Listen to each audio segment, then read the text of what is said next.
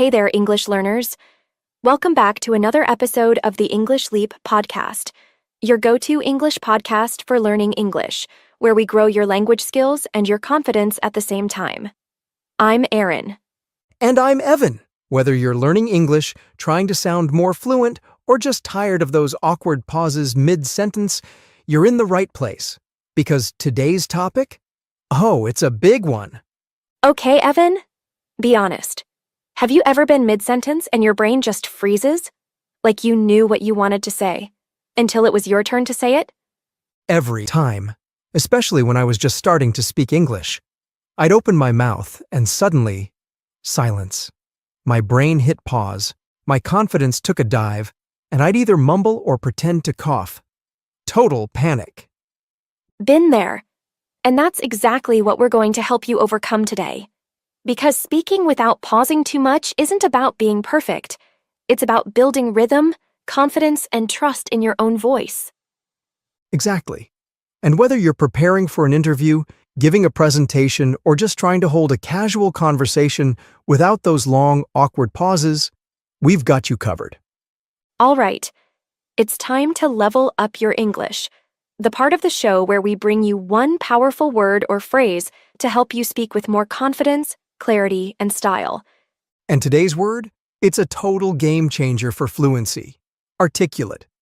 Love that one. Articulate is an adjective that describes someone who speaks clearly, confidently, and effectively, especially when they can express their ideas with ease and precision. And here's the cool part. It's also a verb. To articulate something means to say or explain it in a clear and thoughtful way.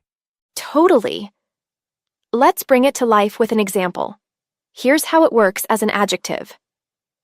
She's a very articulate speaker. Every word she says is easy to understand. And here's how it works as a verb. He struggled to articulate his thoughts under pressure. So if you want to speak without all the uhs and long pauses, becoming more articulate is key. It's not about sounding fancy, it's about sounding clear and natural. Exactly. And in today's episode, we're diving into real, practical ways to help you sound more fluent, more confident, and yes, more articulate. Let's start with a mindset shift that's at the root of so many long pauses. The need to be perfect. That pressure to say everything just right often does more harm than good. Absolutely. I used to second-guess every sentence before I even opened my mouth. I'd plan the whole sentence in my head, double-check the grammar, and by the time I was ready to speak, the moment had passed. I've been there too. And honestly, chasing perfection is like trying to walk across a river by waiting for all the stones to appear first. You'll never start. But if you take that first step, even if it's shaky, you'll eventually find your rhythm. Exactly. The truth is, most conversations don't need flawless English. They need flow. People care more about understanding your message than how textbook correct it sounds. So here's a simple shift. Aim for progress, not perfection.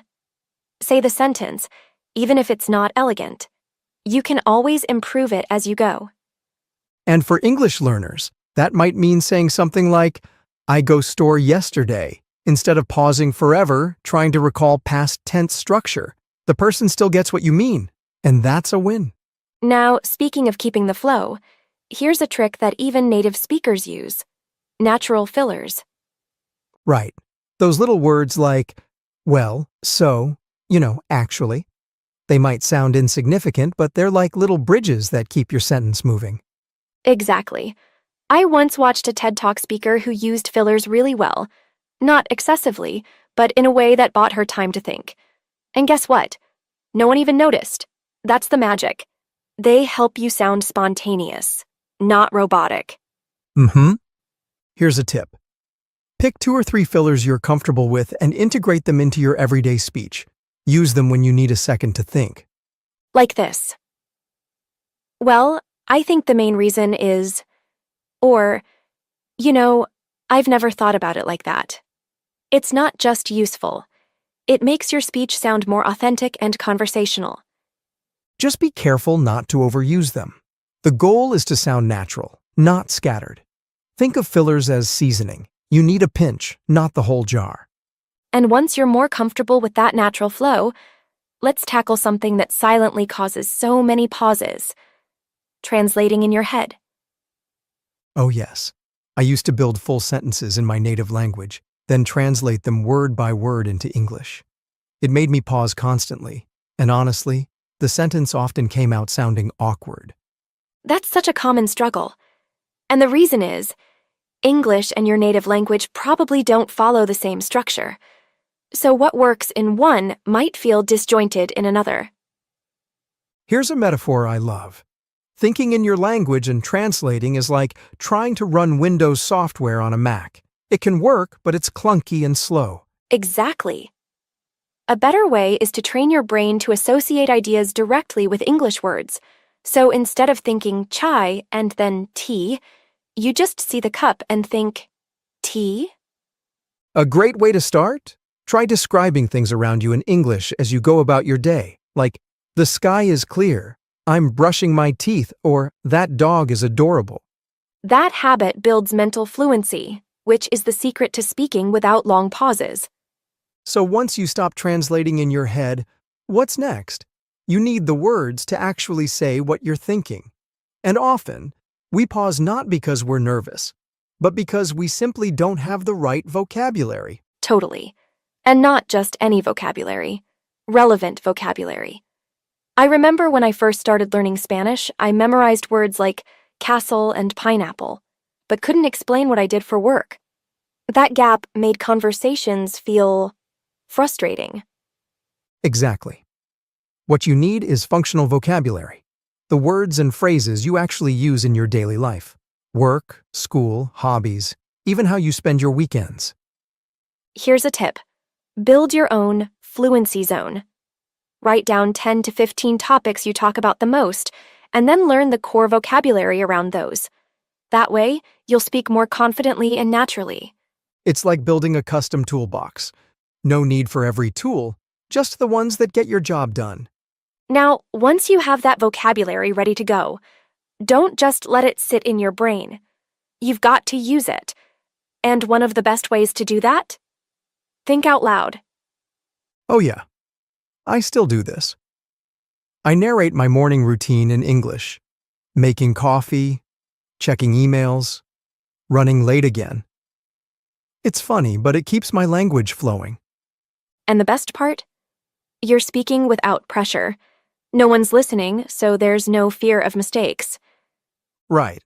It also helps with mental clarity. When you think out loud, you're practicing sentence structure, pronunciation, even rhythm, all without needing a conversation partner. And if you want to really boost progress, record yourself. It might feel awkward, but when you listen back, you'll notice improvements and areas to work on. It's like giving yourself personalized feedback. Here's another powerful practice, and it's one of my favorites, shadowing. Oh, 100%. Shadowing changed the game for me. You pick a short video or audio clip and repeat what the speaker says as they say it. Same tone, same pace, same intonation. It's not just parroting. It's training your ear, your mouth, and your brain to synchronize. You're building muscle memory for fluent speech. I used to do this with podcast intros or movie trailers. At first, I couldn't keep up. But after a few tries, I started sounding way more natural. Even my pronunciation improved without me memorizing phonetic rules. And you don't need to shadow entire speeches. Just 30 seconds a day builds real progress. It's immersion without leaving your room. Shadowing helps you internalize sentence patterns, so when you speak on your own, your brain doesn't have to build from scratch. It already has a rhythm. Now let's talk about something that seems so basic. We often forget it. Breathe. Yes. When we rush our speech, we're not just speaking fast, we're disrupting our own thought process. And that leads to more pauses. Totally. I used to think fast equals fluent. But what I got instead was jumbled words, shallow breaths, and awkward silences. Here's the fix. Slow down. Use intentional pauses. Take a second to breathe and organize your thoughts. It actually makes you sound more poised and confident. For our English learners, try the 4 to 7 to 8 breathing method before speaking. Inhale for 4 seconds, hold for 7, exhale for 8. It calms your nervous system and gives your brain space to focus. Remember, fluency is more like dancing than sprinting. It's about flow, not speed. Whew, what a conversation! I hope you're walking away with practical tools and a little more confidence to speak without those long, awkward pauses. Yeah, we've covered a lot today, from mindset shifts to daily habits. And now it's time for one of our favorite parts of the show. You know it. Let's hand it over to Charlotte for the vocabulary breakdown. She's got some great words from today's episode to help you level up your English even more. All right, Charlotte, take it away. Hi everyone. I'm Charlotte, and here are 12 intermediate to upper intermediate words and phrases from today's episode that will make your English sharper and more natural. Let's get into it. Second guess. Meaning, to doubt or question a decision you've already made.